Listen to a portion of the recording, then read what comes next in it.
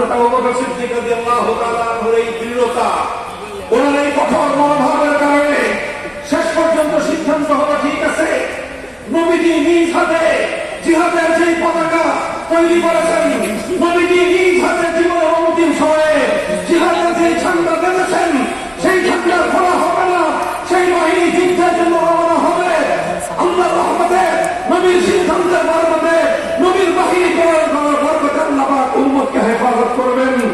উসামার বাহিনী রওনা হয়ে গেল, উসামার লস্কর রওনা হয়ে গেল, জাইশে উসামা জিহাদের অভিযানে বের হয়ে গেল। এই অভিযানে বের হওয়ার সাথে সাথে গোটা আরব বিশ্ব সহ বহির শক্তিগুলোর অঞ্চলের মধ্যে এক ভীতি তৈরি হয়ে গেল। যারা মনে করছিল মুসলমানরা দুর্বল হয়ে গেছে, যারা মনে করছিল মুসলমানরা এখন নেতৃত্ব শুনব, যারা মনে করছিল মুসলিম জাতি নবীজির ইন্তেকালের পরে এখন তারা এবং তারা দুর্বল হয়ে গিয়েছে, তাদের ঘুম ভেঙে গেল যে না, এই জাতি তো সেই জাতি না যে তারা তাদের নবীর ইন্তেকালে তারা ভীত হয়ে গেছে। এই জাতি সেই জাতি নয় যারা তাদের নবীর ইন্তেকালের পরে নেতৃত্ব শূন্য হয়ে গিয়েছে। এই জাতি তো সেই জাতি নয় যারা তারা নবীর ইন্তেকালের পরে সিদ্ধান্ত নিতে দুর্বলতার পরিচয় দেয়। এই জাতি তো সেই জাতি নয়। এখন তো তারা দেখা যাচ্ছে নিজেদের ঘর সামলে তারা এখন অন্যের উপর আক্রমণ পরিচালনা করার জন্য জিহাদের কাফেলা প্রেরণ করে। সুতরাং যেই সকল পরাশক্তি অপশক্তি মদিনার দিকে চোখ তুলে তাকাবার দুঃসাহস করছিল, তাদের সকলের দৃষ্টি অবনত হয়ে গেল, ভয়ে ভীত সন্ত্রস্ত হয়ে গেল।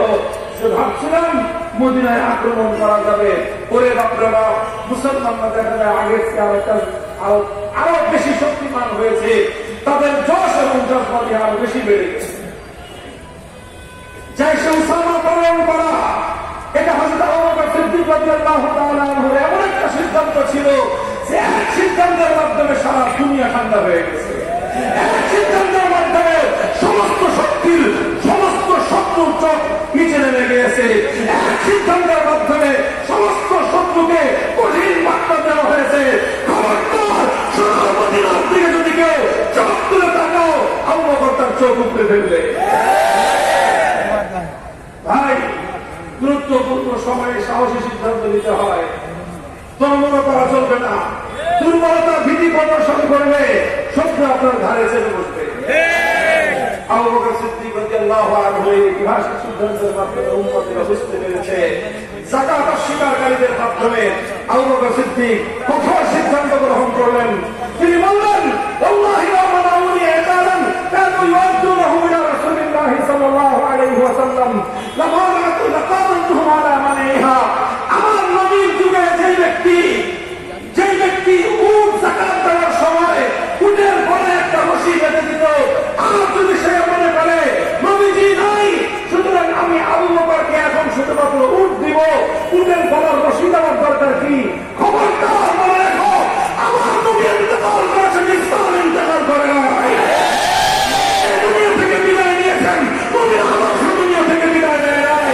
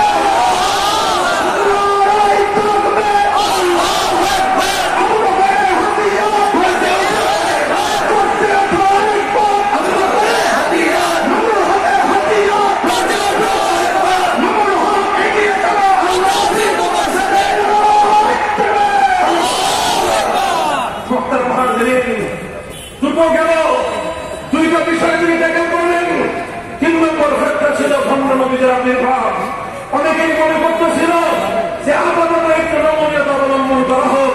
আবু বকর সিদ্দিক রাদিয়াল্লাহু তাআলা আনহু বললেন যে না, ফিতনার মাথা চালাতে উঠতেছে, এখনই মাথা ভাঙতে হবে। আর না হয় ফিতনা যদি একবার ইস্টাবলিশড হয়ে যায়, ফিতনা নির্মূল করা কঠিন হবে। আবু বকর সিদ্দিক রাদিয়াল্লাহু তাআলা আনহু সাহাবায়ে কেরামের সবচেয়ে বড় জামাত গঠন করলেন। 10,000 সাহাবায়ে কেরামের বিশাল বাহিনী তৈরি করে মুসাইলামাতুল কাজ্জাবের বিরুদ্ধে ইয়ামামার যুদ্ধে তিনি রওনা করে দিলেন। 10,000 সাহাবী শহীদ হতে হলে 10,000 সাহাবী শহীদ হবে। আমার নবীর নবুয়তের খতমে নবুয়তের সিংহাসন নিয়ে টানাটানি করবার, আমার নবীর ইজ্জতের উপর আক্রমণ করার দুঃসাহস উম্মত বরদাস্ত করবে না।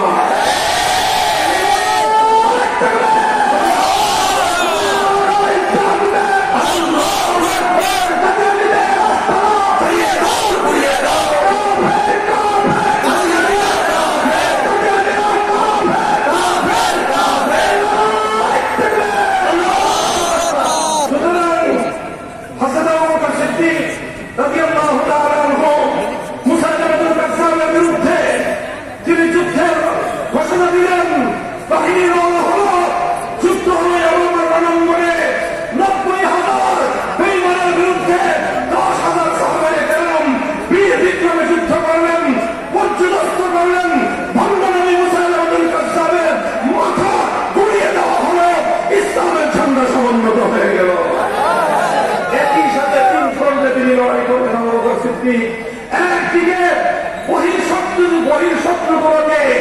বহিঃশত্রুগুলোকে বার্তা দেওয়া হলো, খবরদার মুসলমানরা দুর্বল হয় নাই। আবু বকর সিদ্দিক ইসলামের ঝান্ডা হাতে নিয়েছেন। মুসলমানদের নবী মারা যায়, মুসলমানদের ইসলাম মরে না। তিনি যাকাত অস্বীকারীদেরকে বার্তা দিলেন যে আমাদের যত কঠিন দিন আসুক না কেন, আমরা ইসলামের মৌলিক প্রশ্নে একচুল পরিমাণ ছাড় দিতে প্রস্তুত না। মনে রাখবেন, অনেকেই আমাদের সঙ্গে নানা রকম আলাপ করেন, অনেক রকম গল্প করেন, অনেকে আমাদেরকে নানা রকম নসিহত করেন, বলেন যে এই সময়টা বেশি ভালো না, এখন এটার সময়, এখন ওটার সময়।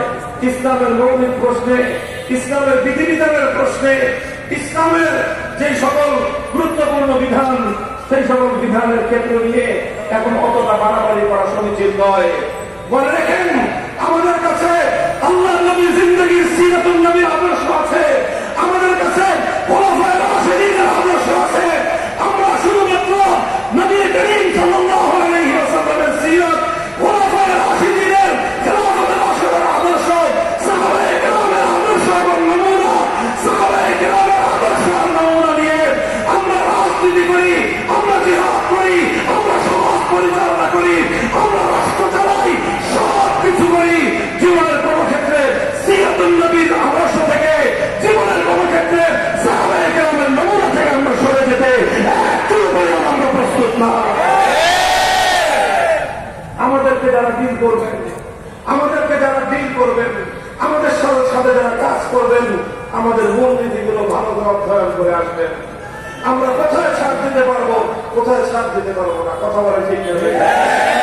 মুহতারাম হাজিরিন, আবু বকর সিদ্দিক রাদিয়াল্লাহু তাআলা আনহু তিনটি কঠোর সিদ্ধান্ত গ্রহণ করবেন।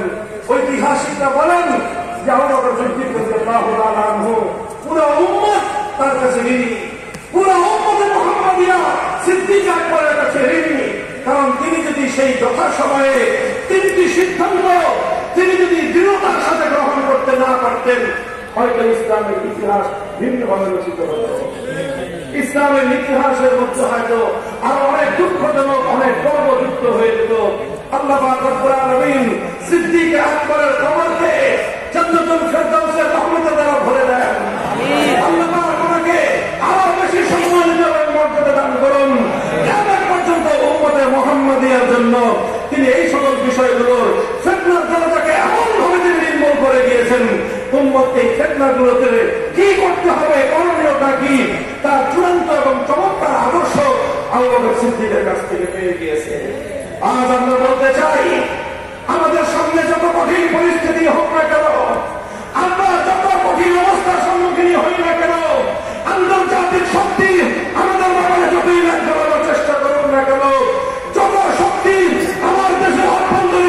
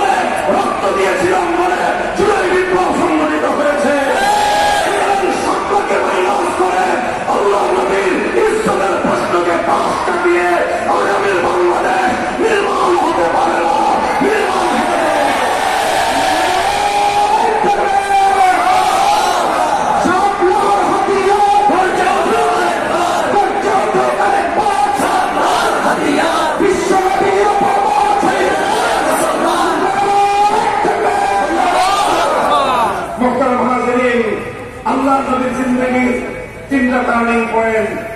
আবু বকর সিদ্দিক রাদিয়াল্লাহু তাআলা আনহুর খেলাফতের শুরুতেই 3টা টার্নিং পয়েন্ট। আমার এই বাংলাদেশের মুসলমান, তোমরা ইতিহাসের বাদ থেকে তোমাদের ইতিহাস পড়ো। আমাদের এই জমিন, এই ভূখণ্ড, এই পবিত্র জন্মভূমি, আমরা ইতিহাসে ঠিক এমনই 2টো বাঁক অতিক্রম করে 3য় বাঁকের সম্মুখীন আমরা।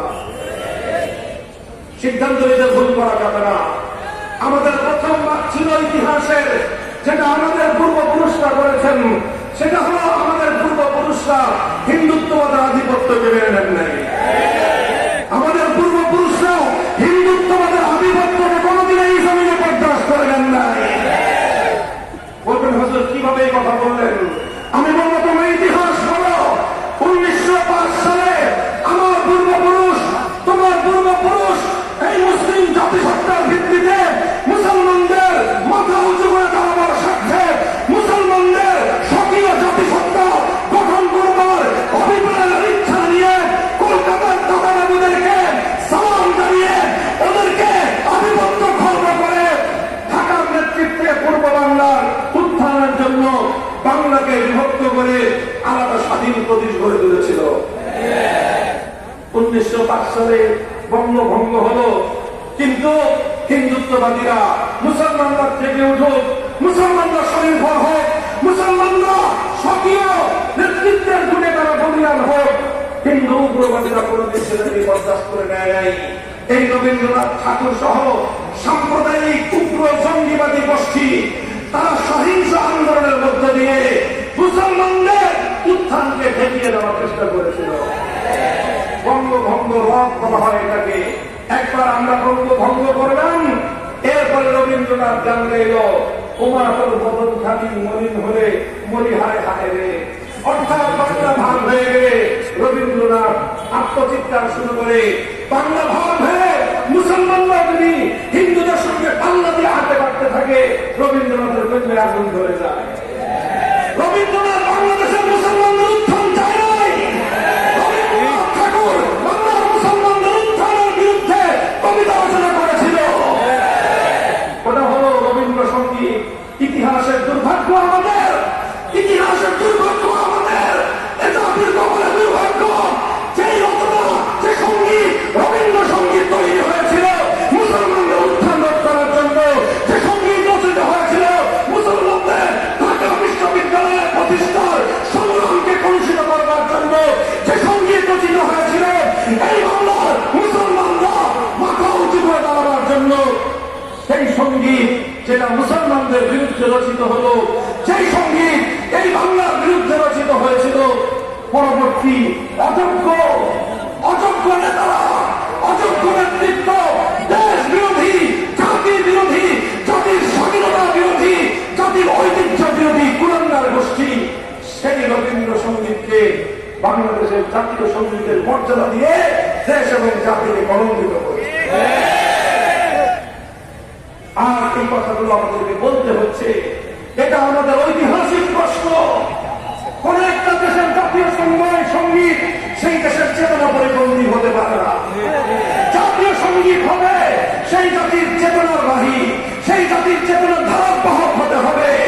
আজ আমাদের কাদের উপর রবীন্দ্র সঙ্গীতকে যেটাকে চাপিয়ে দেওয়া হয়েছে জাতীয় সঙ্গীত হিসাবে, আমরা তার ঐতিহাসিক প্রেক্ষাপট আলোচনা করে বলতে পারি এই সঙ্গীত আমাদের জাতীয় চেতনার বাহী নয়, বরং এই সঙ্গীত আমাদের জাতীয় ঐতিহ্যের সঙ্গে সরাসরি সাংঘর্ষিক। নতুন বন্দোবস্তের বাংলাদেশে আমরা সবকিছু নতুন চাই। একটি বাংলাদেশের শত শত বছরের ইতিহাস এবং ঐতিহ্যকে ধারণকারী একটি নতুন জাতীয় সঙ্গীত চাই আমরা। মোহতারাম হাজরিন, বলতেছিলাম সেই 1905 সালে যখন তারা আমাদের বিরুদ্ধে ষড়যন্ত্র করে স্বাধীন পূর্ব বাংলার স্বকীয় উত্থানের বিরুদ্ধে ষড়যন্ত্র করেছিল, 1947 সালে আমাদের পূর্বপুরুষরা তার দাঁত ভাঙা জবাব দিয়ে দিয়েছে। 47 সালে আমরা দিল্লির গোলামি মানি নাই, আমরা কলকাতার সঙ্গে থাকি নাই। আমরা বলেছি, আমরা তোমাদেরকে দেখেছি, তোমরা আমাদের উন্নতি বরদাস্ত করো না, তোমরা আমাদের উন্নতি দূষণ চোখে দেখতে পারো না। সুতরাং তোমরা আলাদা, আমরা আলাদা। দেশ বিভক্ত করে দিল্লির গোলামি জিঞ্জির 47-এ আমরা ছিন্ন করেছিলাম। 47-এর পরাজিত দিল্লি আমার চেষ্টা করেছিল তার সেবাদারদের কাঁধের উপর ভর করে আমার স্বাধীন বাংলাকে আবার গোলামি জিঞ্জিরে আবদ্ধ করতে। কথা বলেন ঠিক না বেঠিক? 1971 সালে ছিল আমাদের দ্বিতীয় টার্নিং পয়েন্ট। সেই দ্বিতীয় টার্নিং পয়েন্টে আমার বাংলাদেশ সঠিক সিদ্ধান্ত গ্রহণ করেছিল। পশ্চিম পাকিস্তানি খানবাহনদের সঙ্গে আমরা একটা জাতীয় স্বার্থ নিয়ে ঐক্যবদ্ধ হয়েছিলাম। আমাদের কাছে ছিল ইসলামের স্বার্থ, আমাদের কাছে ছিল উম্মার স্বার্থ, আমাদের কাছে ছিল আমাদের হাজার বছরের পূর্বপুরুষদের ইচ্ছা, অভিপ্রায়, তাদের আকাঙ্ক্ষা এবং তাদের প্রত্যাশা যে আমরা আল্লাহর কোরআনের আইনের দ্বারা শাসিত হতে চাই। এই আশা আকাঙ্ক্ষা নিয়ে 47-এ পাকিস্তানের সঙ্গে আমরা যোগ দিয়েছিলাম। 24 বছর পর্যন্ত পাক হানাদার বাহিনী, পশ্চিম পাকিস্তানি স্বৈর শাসকরা আমাদের সঙ্গে কোনদিন ভ্রাতৃত্বের আচরণ করে নাই। আমাদের সঙ্গে বারবার প্রভুত্বের আচরণ করতে চেয়েছে। ওরা আমাদেরকে ইসলামের নিজাম দেয় নাই, ওরা আমাদেরকে আল্লাহ কোরআনের শাসন দেয় নাই। ওরা কোরআনের শাসন কায়েম করবার প্রতিশ্রুতি দিয়ে পাকিস্তান কায়েম করবার পর 24 বছর পর্যন্ত গাদ্দারিয়ার বিশ্বাসঘাতকতা করেছে। ইতিহাসের সঠিক মুহূর্তে এসে বীর বাঙালি জাতি 71 মুক্তিযুদ্ধের সিদ্ধান্ত নিয়েছিল। এটা ছিল বাংলাদেশের পাক বদলকারী দ্বিতীয় ইতিহাস। মোহতারাম হাজিরিন, 71 এবং 47 দুটি পাক বদলের সঠিক সিদ্ধান্তের পর আমরা এসে আবার ইতিহাসের এক করুণ সন্ধিক্ষণে পড়ে গিয়েছিলাম। 2009 সালে বাংলাদেশের ক্ষমতার মস্তদে একটা সরকার অধিষ্ঠিত হয়েছিল। সেই সরকার বাংলার মানুষের স্বার্থের জন্য প্রতিষ্ঠিত হয় নাই। সেই সরকার এদেশের ইসলাম রক্ষার জন্য প্রতিষ্ঠিত হয় নাই। সেই সরকার এদেশের উন্নতির জন্য প্রতিষ্ঠিত হয়েছিল না। যে সরকার প্রতিষ্ঠিত হয়েছিল এই দেশটাকে আরেকটা দেশের গণত রাজ্যে পরিণত করবার জন্য। সেই সরকার প্রতিষ্ঠিত হয়েছিল আমার বাংলাদেশের অর্থনীতির ভিত ধ্বংস করে দিয়ে আরেকটি দেশের হাতে আমার দেশের অর্থনীতির বাণিজ্য তুলে দেওয়ার জন্য। আর আমার দেশের ঐতিহ্য ইসলামের গৌরব ধ্বংস করাই ছিল তার নীল নকশা। আমাদেরকে ধ্বংস করা, ওলামায়ে কেরামের নেতৃত্বে ধ্বংস করাই ছিল তাদের প্রধান লক্ষ্য। এরপরে আমরা 15 বছর পর্যন্ত তাদের বিরুদ্ধে লড়াই করলাম। এই লড়াইয়ে সবচেয়ে বেশি রক্ত দিয়েছে যারা, তারা হলো শাপলা চত্বরের বীর যোদ্ধারা। প্রথম জীবন দিয়েছে যারা, তারা হলো শাপলা চত্বরের যোদ্ধারা। এই লড়াইয়ে সর্বপ্রথম মোকাবেলায় বুদ্ধি দিয়ে দাঁড়িয়ে গিয়েছিল যারা, তারা হলো আল্লামা আহমদ শফী, তারাই হলো আল্লামা জুনায়েদ বাবুনগরীরা। মোহতারাম হাজিরিন, আমরা বারবার তাদের বিরুদ্ধে রুখে দাঁড়িয়েছি। 2013-তে রক্ত দিয়েছি আমরা, 2021-এ জীবন দিয়েছি আমরা, কারাবরণ করেছি আমরা, নির্যাতিত হয়েছি আমরা, লাঞ্ছিত হয়েছি আমরা। এরপরে গিয়ে 2024-এর জুলাই বিপ্লবের